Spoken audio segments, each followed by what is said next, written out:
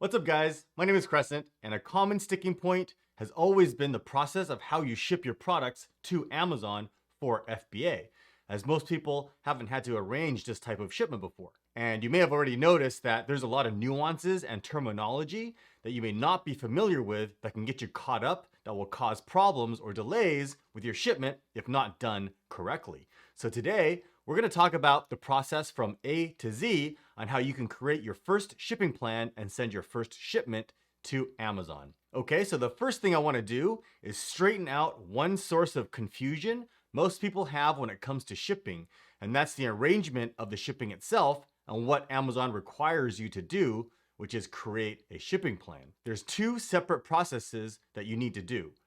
Creating a shipping plan in Seller Central has nothing to do with the actual logistics of transporting your products from your supplier to Amazon's fulfillment centers. Creating a shipping plan is simply to let Amazon know that you're going to be sending something to them, how you're going to ship it, how the shipment is packaged, what's inside the shipping cartons, and who it all belongs to when the shipment arrives at the fulfillment centers. Okay, so that's the shipping plan. In order to physically ship your products, you need to smash the like button for the YouTube algorithm and arrange the shipping with a shipping carrier like FedEx, UPS, DHL, or whoever. That's how your products will physically get transported from your supplier's warehouse to Amazon. The thing is, though, you most likely won't have to handle any part of this, as your supplier or freight forwarder that you hire will take care of this portion of the shipping. You definitely don't want to arrange the shipment yourself, though.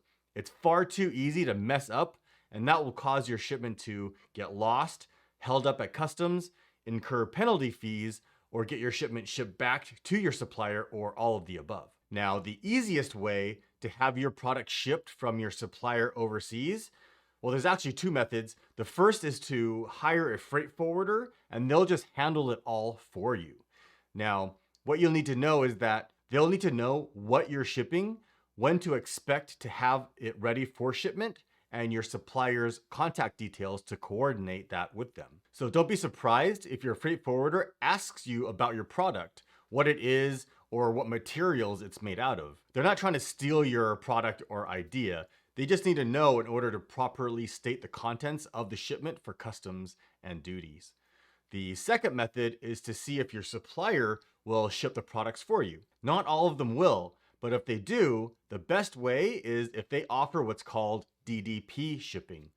DDP is an Incoterm used to describe the responsibility of each party during the shipment. DDP means your supplier will be responsible for the entire shipment end to end. They'll take care of all the shipping arrangements, filling out any forms, and paying any duties. So basically, it's like hiring a freight forwarder. You just have to pay your supplier for the manufacturing of your products and the shipping costs, and they'll handle all the arrangement of the shipping for you. Some suppliers will only offer what's called EXW, another Incoterm where they'll only manufacture your products and prep it to be picked up from their warehouse. Or they'll offer FOB, which means they'll get your products from their warehouse to the local port, but that's it. Then your freight forwarder will need to handle the remaining part of the shipment. What I suggest doing is finding out what your supplier can do, get quotes from both your supplier and several freight forwarders, then see what your best option is. Now, if you want to learn more about this part of the shipping process and the different Incoterm options, I do have a video that goes into detail on this, and I'll post a link to it in the video description below. Okay, so moving on. When your supplier is done with manufacturing your product, you can't just ship it to Amazon. Firstly, because you don't know where to ship it to.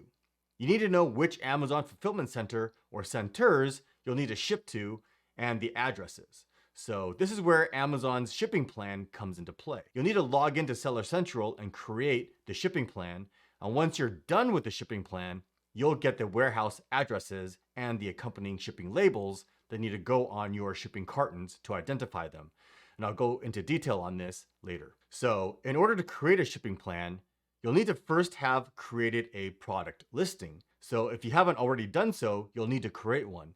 And I'll post a link to a video on how to do this in the description below. All right, so the first thing you want to do when you create a shipping plan is log into Seller Central, click on your Manage Inventory tab, And then on your product drop-down menu, click on Send Replenish Inventory. Now, if it's your first time creating a shipping plan for this product, you'll need to enter a from address. And the from address, you can either use your suppliers, your freight forwarders, or your own address. It really doesn't matter. And because I've already created a shipping plan for this product before, it has the previous address already entered for me. Now, the next option here is the packing type, and this is very important that you choose the correct one here. And what I suggest is always choose individual products and never choose case packed, even if your supplier has your product case packed. Now, what does case packed mean? Case packed means that every single shipping carton has the same product inside it and the same number of that product inside. So for example, if you're shipping in 1,000 units of can openers and there's 5 shipping cartons, then inside of those 5 shipping cartons, there's 200 units each. That means they're case packed. Each carton is identical. You can't have a different size carton or a carton with different products in it or a carton with different number of units in it. Okay, that's what case packed means. Now, the reason why I suggest always choosing individually packed, because even if it's case packed from your supplier, you can set that when you choose individually packed. However, if you have different sized cartons or different quantities or different products that you're sending in one shipping plan, if you choose case packed, you won't be able to specify different size cartons, quantities, or different products inside those cartons. So always choose individual packed. So click on continue. Now here's where it's going to ask you how many units you're going to send in. So for example, if I have 500 units, I can enter it here. Okay. Now you'll notice that a message popped up, and that's because right now there is a storage limit for brand new ASINs. So if that's the case for your product, you may have a storage limit of 200 units. So you won't be able to send in more than 200. And one thing I want to point out on this step is that you can see here that it says this item is eligible for manufacturer barcode tracking. You can convert the item to use manufacturer barcode. Don't do that. If you're doing FBA and you're private labeling, always use the Amazon barcode, which is the FNSKU barcode. If you use manufacturer barcode, then that means if you ever have a hijacker or someone else jumping onto your listing, then you'll end up having your products commingled with theirs, and you can't guarantee the quality of their units, and you risk getting bad reviews. So always choose the Amazon barcode or the FNSKU barcode. Click on continue. And so here it's going to ask you for the prep guidance, meaning who's going to do any preparations. So in most cases, your supplier is going to take care of all the prep, and so Amazon doesn't need to do anything. So you're going to click on choose category here, and then in the drop-down menu, you're going to choose no prep needed. Now, if you do need some preparation that falls under one of these categories, you're going to choose that. But in this case, we're going to say no prep needed. And then go down here and click on continue. And so on this step, it's asking you who labels. And this is who's going to label the barcodes on your units. So merchant means you're going to do it. Or in this case, it means your supplier is going to do it. So choose merchant. Now, if for whatever reason, your supplier can't put the barcodes on your products for you and you want Amazon to do it, then you can choose Amazon. But the thing is if you do that, Amazon is going to charge you a per unit fee, and that fee is 30 cents per unit. Okay, and so since you're the one that's going to be labeling all the units, you need to get the FNSKU barcode. Well, here's an opportunity for you to do that. And you can choose what format you want here. It's all the same barcode, but it's just in a different size. So you can see if you want, like this one's defaulted as 63.5 by 29.6. If you, for whatever reason, want a different sized barcode, you can choose it and then click on print labels here and then save it as a PDF and email it to your supplier. Your supplier will then take that barcode and put it on every single one of your units. And then click on continue. And on this step, you can see here that based on how many units I'm sending in, the shipping algorithm has determined that I can't send all of those units to one warehouse. It wants me to send 2 of them to Wisconsin, 5 of them to California, and the other 3 to Maryland. All right, and if you agree to that, you can click on approve and continue.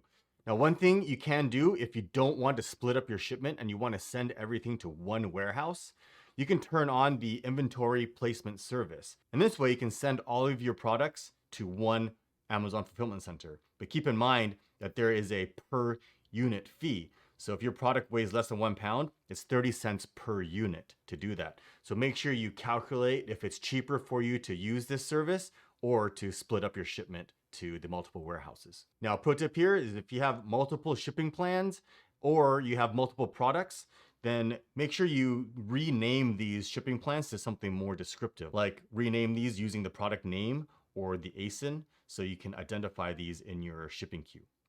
So click on approve. Now, because this shipment got split up into 3 different warehouses, you can work on each individual one of these. So the process is going to be the same for each one. So I'll show you one of these. Okay, so you click on work on shipment. And so if we come down here to step number 2, the shipping service, you're most likely going to do small parcel delivery until you get into huge quantities like 5,000, 10,000 units, or if your product is a large size that you need to use the less than a truckload option. Okay, so most likely you'll be using small parcel delivery. Now, the shipping carrier, you have 2 options. If you're shipping from China, you're going to choose other carrier, and then you can choose the shipping mode here, air, ocean, or ground. And again, it doesn't really matter. This option here is mostly for your own reference. So if it's coming by air, just choose air, and then you can choose the carrier. For example, if it's DHL, FedEx, or UPS, or other. Okay, so just choose one. Again, it doesn't really matter. It's mostly for your own reference. Now, a pro tip, if you are shipping products domestically, meaning from somewhere in the US to a US Amazon fulfillment center, choose the Amazon Partnered Carrier Program. By doing so, you get a huge volume discount, sometimes more than half the price than if you arrange the shipping yourself through FedEx or DHL. Okay, so in this case, if it's coming from China, you're gonna have to choose other. And now number 3, the shipment packing. So this is where you need to communicate with your supplier and find out how they packaged your products for shipping. So whether it's all in one box or in several shipping boxes, okay? So let's just say it's in multiple boxes. We'll choose this. So in this case, we'll say there's 1 unit that's in one box, and the size of the box, again, I'm just gonna make stuff up. We'll say that it's 10 pounds. And it's 18 inches by 18 inches by 12 inches. All right, so here's where choosing individually packed earlier makes the hugest difference. If your supplier packaged your shipment in different sized shipping cartons or put different number of units in each one, you can add another box configuration here. So for example, if I have another unit coming in one other box, but it's a different weight, like say it's only 5 pounds and it's in a smaller box, I can do that. If I chose case packed, I won't have this option to specify a different box configuration, okay? So make sure you always choose individually packed. So once you're done with that, you can confirm. And here is where you can now, in step 4, print the shipping labels, okay? So you can choose the size. The default is just fine. And it matches here that there's 2 boxes because that's what I specified. So there'll be 2 labels. And now I need to specify the shipping date. Now the shipping date doesn't need to be exact. So just, whenever your supplier says it's going to be done, you can just select that date. So we'll just say it's on Valentine's Day. And then you can click on print box labels. And you'll notice there's 2 shipping labels, box 1 of 2, box 2 of 2. And you'll notice that because I specified 2 different box configurations, one's 10 pounds, one's 5 pounds, you want to make sure that the correct label goes on the correct box. Okay, and you can save this as a PDF and send it to your supplier. And then now you can come down here and click on complete shipment. And that's it, okay? Now you'll notice that you can enter the tracking number here when it finally ships, and it's up to you if you want to enter it or not. Again, it's for your own reference, okay? So it doesn't matter if you enter a tracking number here or if it's the wrong tracking number or whatever, it doesn't matter. When your shipment arrives at the Amazon fulfillment center, Amazon's just going to scan the shipping label that's on it to determine what's inside and who it belongs to. They're not actually going to use the tracking number to track anything. And that goes for marking it as shipped to. It doesn't matter. It's for your own reference only. Now, a pro tip here is if you don't end up using this shipping plan, you can just leave it, or you can use this option here to delete it, and it'll remove it from your shipping queue. Now, if you made a mistake or you need to make some changes to a plan, if you haven't completed the shipping plan, you can always go back and click on work on shipment inside your shipping queue.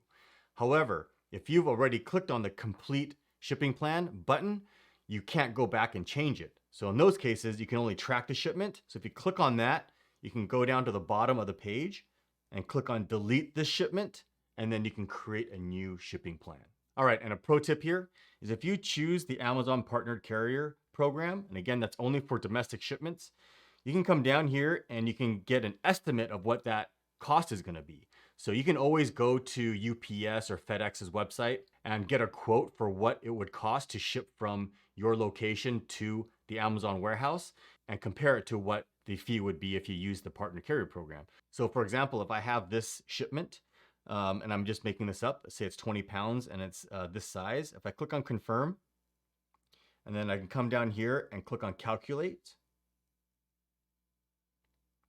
you can see that shipping a box that's 20 pounds, that's this size, through the Amazon Partner Carrier program is only going to cost me $6.28.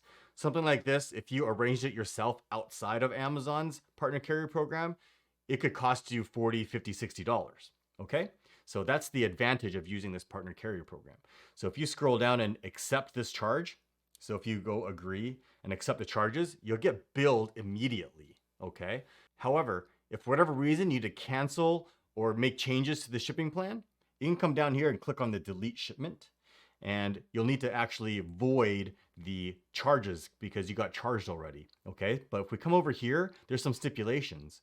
You can see that for the partner carrier options, if we come down here and take a look, it says here that you can cancel it up to 24 hours after approving the charges. If it's been longer than 24 hours, you can still cancel the shipment, but you can't void the charges. So if we scroll down to the bottom, you can see here canceling the shipment. It says here, canceling shipment does not cancel the charges. You must follow the instructions above to ensure no pickup is made and charges will not apply. If the cancellation time expires, you will not be able to cancel those charges or receive a refund for them. All right, so keep that in mind. Now, beyond that, there are some inbound shipping guidelines for the small parcel delivery. So if we take a look here, it says here that all the shipments need to have the labels on them, okay? And that each carton can't be more than 50 pounds. And there isn't any one side that's more than 25 inches. Okay, so you want to make sure you read through this, and I'll post links to all these guidelines in the video description below, because if you don't follow these guidelines, you'll incur penalties, and these penalty fees escalate each time you send it in incorrectly. And these penalties fall under the unplanned service fees, and you can see here. So for example, if it's not labeled correctly, you incur these fees, or if they're, overweight or oversized, you'll be charged these penalty fees. Okay, and the fee goes up each time you continue to do it. Okay, so now a couple of bonus tips. I see a lot of people try to save money by doing a product inspection themselves by having their products shipped to their home. I highly suggest not doing this. Always have the inspection done at your supplier's warehouse, because if for whatever reason something is wrong, they can handle it right away and not pass any liability off to another party. If you have products shipped to yourself and you find that something is wrong, it'll be vastly more difficult and expensive to have the problem fixed. The shipping alone to ship it back to your supplier will make it cost prohibitive, not to mention the additional time wasted. So always have the inspection done and have it done before it leaves your supplier's warehouse. I can't emphasize how important it is to always have an inspection done either, at least on the first 2 or 3 orders, because mistakes do happen, or details can be lost in translation. And unfortunately, this does happen more common than you think, that the quality of the samples that you got don't match the quality of the final production units. So always do your due diligence. Inspections aren't that expensive. They're around $150 to $300 depending on what you want done, and it's worth it for your own peace of mind and to protect your investment. Secondly, along the same lines, always buy insurance from your freight forwarder. Shipments get lost or damaged. Planes crash, ships sink, or flood. Containers can fall off ships. Who knows? Insurance is cheap. It's only around $75 or so on a $10,000 value, so it's not a place that you want to try to save a buck. All right? So if you want to get in touch with me, you can find all of my contact details in the video description below. I'd also love to hear your thoughts, so leave a comment or a question in the comment section below. I answer every single one. And as always, if you found value in this video, consider subscribing. And do me a favor and smash the like button for the YouTube algorithm. It really does help me out, and I'd appreciate it. And make sure to ring the bell so you never miss a future video. All right? Thanks for watching.